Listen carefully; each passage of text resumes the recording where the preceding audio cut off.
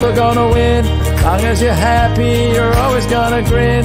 You get out what you put in. You get out what you put in. Never gonna lose, never gonna win.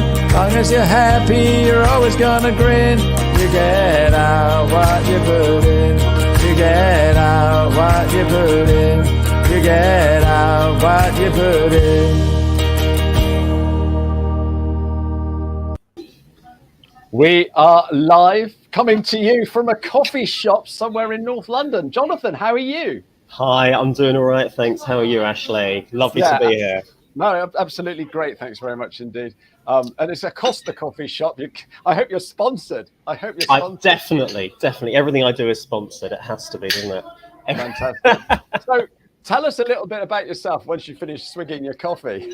I'm an accountant, but I brand myself on social media as the singing accountant. I like the idea of the fact that we work with creatives, we work with people who perform quite regularly, and to sort of empathize and emulate with that, I use the fact that I also sing to sort of, recognize that it's a different kind of mentality, it's a different kind of mindset when you're in that creative space, and that's what we cater for.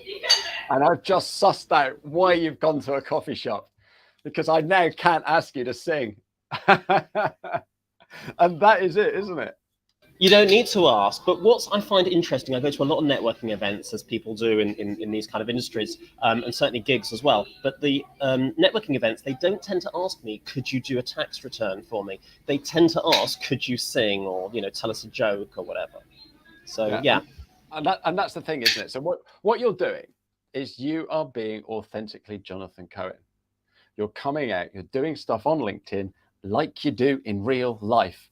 And I think that's the problem that people have on LinkedIn, is they think, oh, it's a professional platform, so I've got to be proper professional. So what's your answer to that? Because I don't know of any other singing. I don't know of any other singing accountants.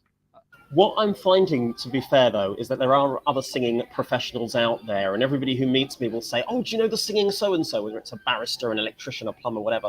But the point is that singing does not make you unprofessional. If anything, it gives another character, another flavor to who you are. People do business with people. People want to know who you are, what you're all about, what you enjoy, what you like, what makes you tick. Because often you've got things in common, or even if you don't have them in common, it's a discussion point.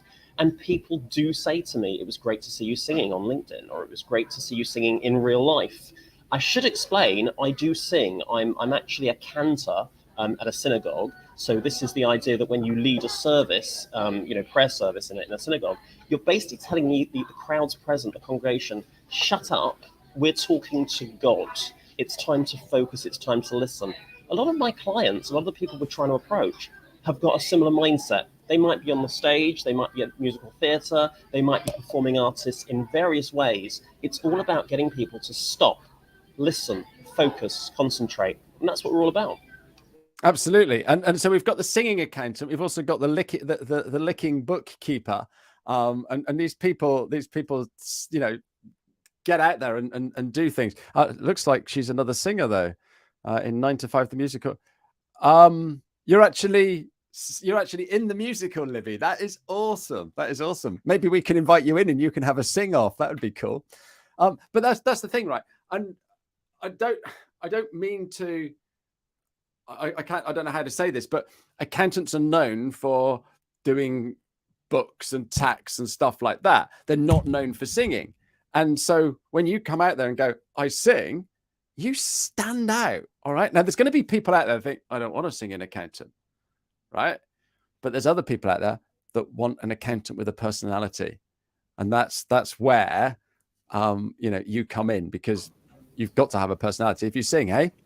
What I was going to add, though, Ashley, is you're unlikely to find someone who turns around and said, if my accountant sings, they can't be good at accountancy. I don't want them. I do respect when people say I don't need my accountant to sing, or I don't want my accountant to make a fool of themselves if that's what they think I'm doing when I get on stage. That's their prerogative. But am I right? In any profession, in any business relationship, you don't want to feel that you're dealing with an idiot. So if you're going to judge them on something that they do personally, why would you work with them? So if people want to judge me and say, oh, I don't like somebody who goes on a stage and does this, that, the other, or, you know, whatever it might be. I know of people who, for example, do all sorts of things on the weekend, or post on TikTok. If that bugs you, if that gets you, don't work with them. Fair enough. Yeah, absolutely. And that's the thing, isn't it? It's, you're going to repel some people, but you're going to attract people. And because you actually work in that interest, in that industry, you know, with creatives and singers and actors and stuff like that, then wow, you're one of them. You're not this weird accountant. You're human.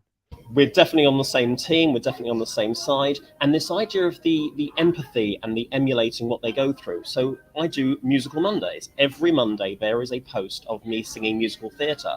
And why it's lovely to have people in the audience like this is that once I posted a clip of me singing an extract from My Fair Lady. And I genuinely do it nowadays, where I post and say, guess the show, guess the song, and tell me something, you know, bonus points if you can add to it, or tell me something that people might not know. And one person who is here with us today put on, I was Eliza Doolittle in that show. I sang Wow. that song. That's and cool. that was quite a good bonus point, I think, that should be awarded. So thank you. And the engagement is amazing. Yeah, absolutely. And so Libby's here saying she posted her singing Fiddler on the Roof. That's a great musical as well. And Shira is saying that too many people think of accountants as boring, and it's not true. I totally agree there, Shira. I must just attract interesting accountants, because every accountant that I work with, they are far from boring. So no, that's great. You're a big user of LinkedIn, aren't you, sir? Yep, I would say so. I went on a training course, actually. I really did go on a fantastic training course. I don't know if people are familiar that the 15 minutes was actually a 15 minutes a day training course that I did with the famous Ashley Leeds, because he's the 15-minute guy, and taught me a lot about the benefits of getting on socials. Yeah, absolutely. And so, yeah, now you've brought it up. I run a workshop. It's 50 minutes a day. It's just for a week, because the whole thing is, people who aren't using LinkedIn like you're using it, you're then some. But people who are not using LinkedIn, they go in and go, oh, it's too scary. I don't know what to do. I can't do it. And so I've come up with this thing. And if we do it for 15 minutes every single day, that's 65 hours by the end of the year. Now, who doesn't want 65 hours of free marketing? Now, when you start breaking it down like that, it's like, blimey, yeah, I could do 15 minutes. And so that's why that workshop was born. And you've been on there and you've grown and grown and grown. So what sort of things were you doing and before and after? What's that done for you? So what's interesting is I find LinkedIn, as an example, points you in certain directions.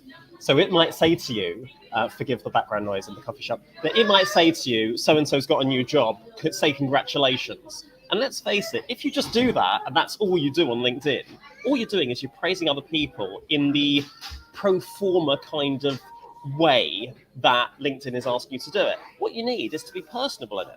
Isn't it much nicer if you actually record a video of you saying, wow, you got the job, I'm so proud, or so happy for you, or something that isn't standard, something that isn't the obvious norm? Be you. If you were normally told somebody's got a job, would you just shout out to a room full of people, congratulations, mate, if that's what LinkedIn tells you to do? Maybe it is, maybe it isn't. For me, it would tend to be something a bit more personable, a bit more about the job. Anyway, so that's the sort of thing LinkedIn prompts you. When you go on a training course for 15 minutes a day, and it literally is that kind of quick, sort of swift fire advice and tips, you realize that your comments can really change things and really get people to see who you are, what your personality is, and why they should connect with you. Because you can really tap into somebody else's post. They've taken time and effort to put some content together, and obviously we do as well. I do it weekly with the Musical Mondays. But the idea is that you can then really get to know somebody based on what they posted and really resonate and respond and build up relationships.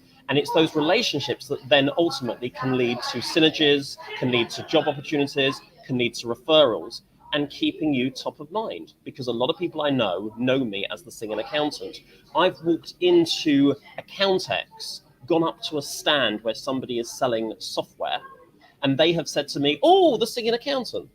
Brilliant. And I'm like, oh my God, we're not worthy. But perhaps I am. Celebrity status. But you're standing out. And that's the thing. And that's what LinkedIn can do for you. Whether you're going to go singing or not, it really doesn't matter. If you're posting consistently, you could be known as the tax tips accountant or the helpful accountant or whatever it is. It really doesn't matter.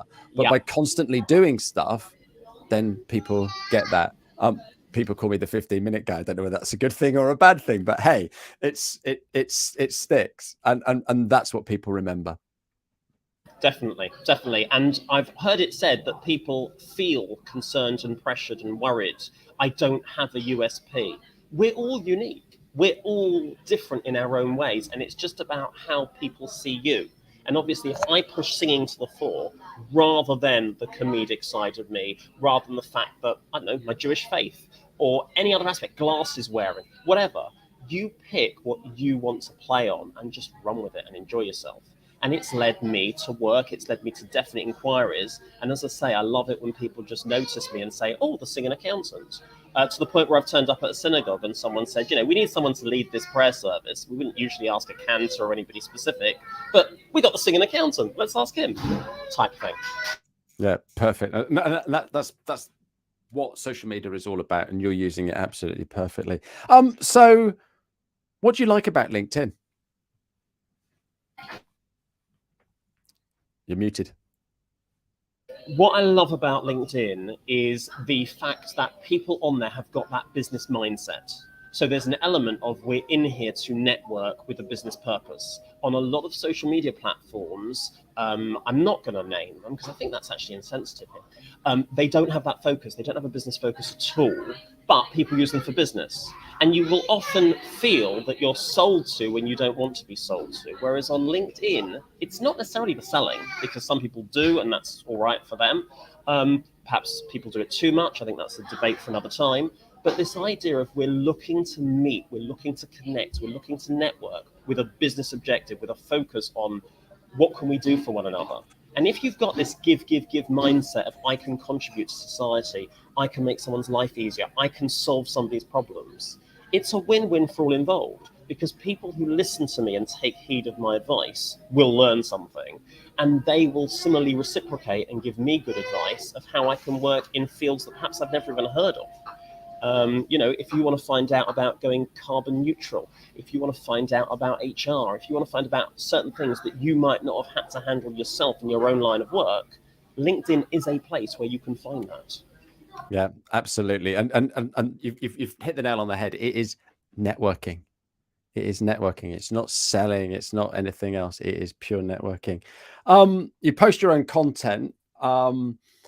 Do you have a good time to post, or you just ad hoc? It's interesting you asked that. I was advised to post the same time. If you think of things that we watch, week in, week out, if everybody's watching Strictly at the moment, I don't know what your audience is watching, but I know some of mine would be. It's on at the same time. Do you know what I mean? You can set your clock to it, whatever. And some things we don't. We just do it as and when. So I think with posting on LinkedIn, it depends who you're trying to target. Obviously, there's the rush hour traffics. A lot of people are trying to post first thing in the mornings. I'm not usually awake first thing in the morning. If I'm honest with you, until I've had coffee number 1 or 2, it's probably not worth engaging in a conversation with me. So I'm not the sort of person to be up at 6 in the morning checking socials. So it's up to you guys. But I have done posting of my Musical Mondays on Sundays. And I've done it because Monday's been a busy day, a Jewish festival, for example, or a time when I'm not able to be on socials. And I put it down there and said, look, I'm posting early because, and I've had similar levels of engagement to when I posted on the Monday, but it's not a specific time for me. All I know is that I want to accept the pressure of Monday morning, it has to go on. Monday morning, we're live. And the concept of the show must go on resonates with a lot of people I work with.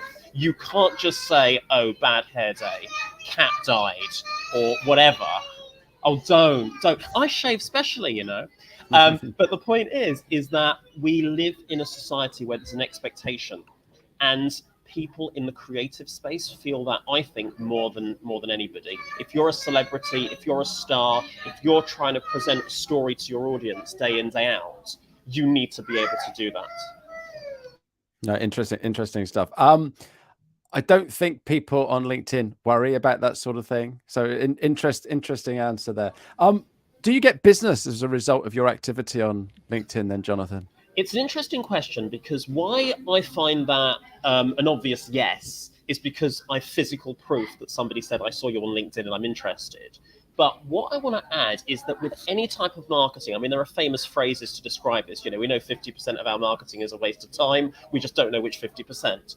All of marketing has got that element of uncertainty. It can be tricky to track. You can turn around to people and say, if you see this post, quote it and get a discount. But is that the reason they met you at first? Is that the reason why they decided to pick you rather than a potential alternative? I won't use the word competitor, because I don't think we can say that it's not competition necessarily. It's, I can do it this way, I can do it that way. Why have they picked you? It's not necessarily the one thing. They talk about touch points, the idea that you have a contact with somebody, and the first time you make contact with somebody, the chances are they're not going to buy from you. But when you get to sort of 7 or 8 touch points, I think they suggest 17. But when you get to a certain number of touch points, there's this element of, oh, by now, there's an element of trust. There's an element of, I can work with this person. And sometimes you do get that first connection with somebody and they don't take up your services, but they've got you in their head and they refer you to somebody else. The most recent meeting I had, and I think I posted about it because I saw a piano at St. Pancras Station and got really excited about all this. I met somebody whose brother had seen me on LinkedIn. And the brother decided that I was such a special, unique individual for their sister that he recommended me for his sister. Why it was embarrassing is because there is no way that the brother knew me well enough to do such a thing. But I went on a lovely date at a coffee shop with his sister. What can be better than that? That's fantastic. So hang on. So this wasn't business related. This was a date. Whoa! It was business related. Oh, right. Okay. You said like a coffee shop. You said date. Yeah, I know, and I'm sure she thought like that as well. In fact, it was absolutely lovely, and we're probably doing business together. But again, that was the first time we'd actually met. So does that count as me getting a client from LinkedIn? Don't know. You never know where things are going to lead. No, yes, it does. You don't know where the next. Well, you don't know where the next conversation will take you. Brother wouldn't have known, would he? Brother wouldn't have known. Of course. And you're not alone with your coffee. Shira needs coffee first thing in the morning as well before she can There are function. Plenty of us. We are not alone. Coffee is the driving force behind many a business. I can hear it in your studio at the moment. So tell us a little bit about you as an accountant, how long you've been an accountant, what challenges your clients are having at the moment. So this is a scary thing. I don't know if people in the audience have done this, but when you get invited to do these kind of live events, you kind of check your latest CV, you look at your work history, because you know you're going to be asked questions like this. I've been in this accounting profession for 15 years, okay? That scared me, okay? It's 15, it's not the 50, but 15 years. I don't feel I look old enough to have done anything for 15 years, but the fact is, I double-checked it. 2007 is when I started, when I walked through the door and first took on accountancy work. And if I remember correctly, the first task I was given was to actually read a set of accounts. And it felt like you were reading Greek, okay? It really did feel like you were reading, I mean, okay, there were Greek speakers. It felt like you were reading a foreign language that you don't understand. It was all Greek to me as the expression I was citing there.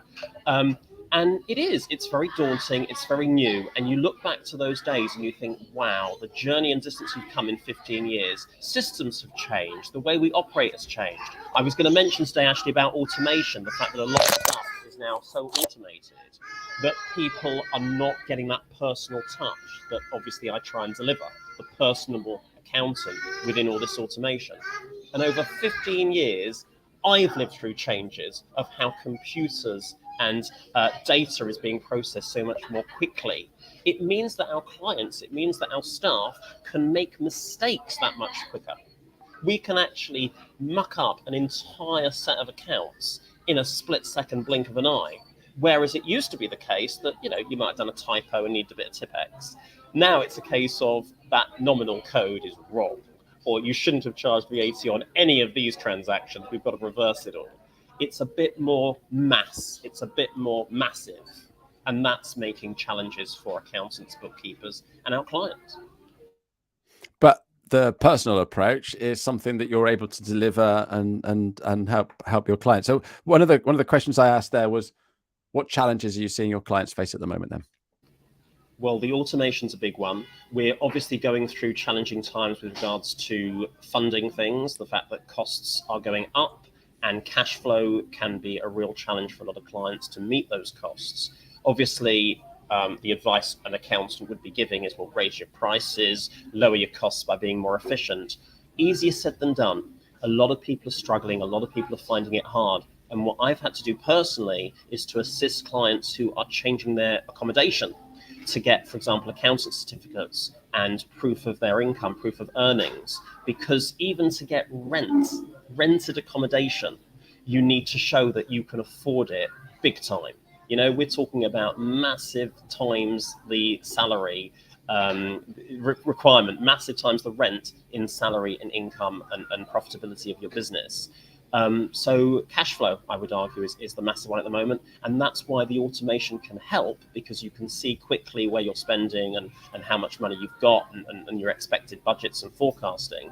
But it can also go horribly wrong if you make mistakes, typos, or don't adjust it, you know, on a timely basis. And those are the problems we're facing. And it's helping people adjust, because let's face it, some of our clients are not so tech savvy. Some of our clients really need that additional support in that area.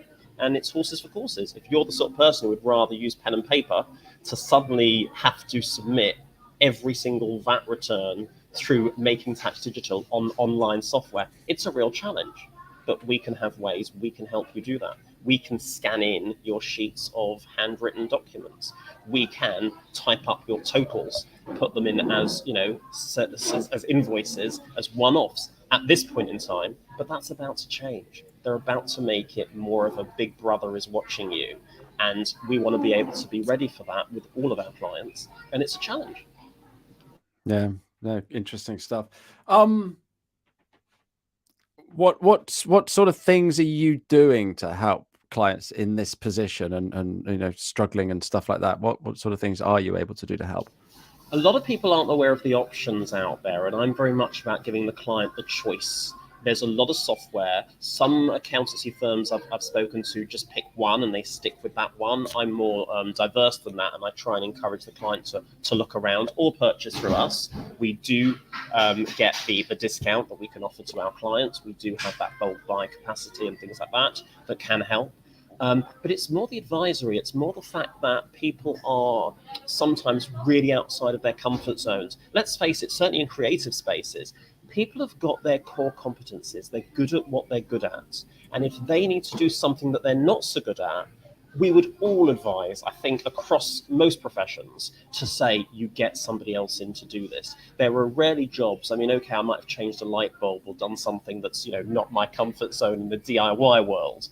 But most things, it's a lot cheaper, it's a lot safer, it's a lot easier, or your insurance doesn't cover you if you do things that are outside your comfort zones. So if you're struggling with the automation, if you're struggling with the bookkeeping, if you're struggling in filing your accounts, and I've had clients approach us saying, I used to do it, but now it's got too complicated. Or I used to be able to, you know, sacrifice a weekend to get through these VAT returns, now I can't. Business is picking up. Focus on your core competencies, focus on your business growth.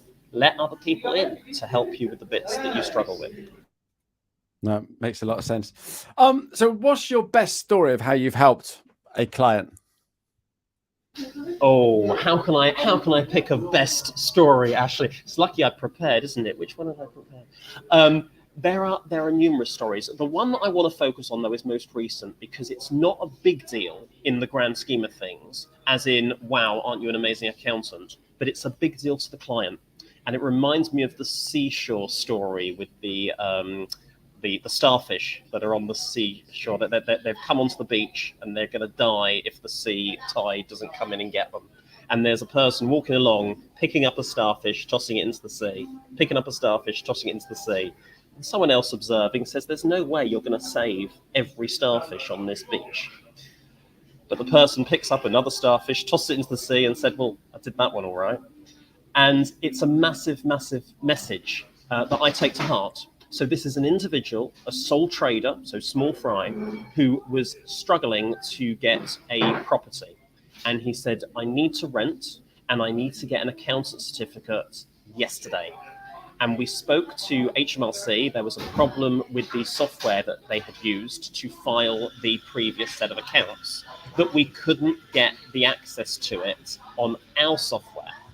So what basically happened was we had to amend the accounts in order to get them to be able to be seen on our software, request SA302s, which come in the post. I don't know if people have been on track with the post lately. We've had a few postal strikes in the UK of late, and waiting for snail mail is longer than waiting for a new is longer than waiting for a lot of things to change in life. Waiting for a doctor's appointment, maybe I can use that one.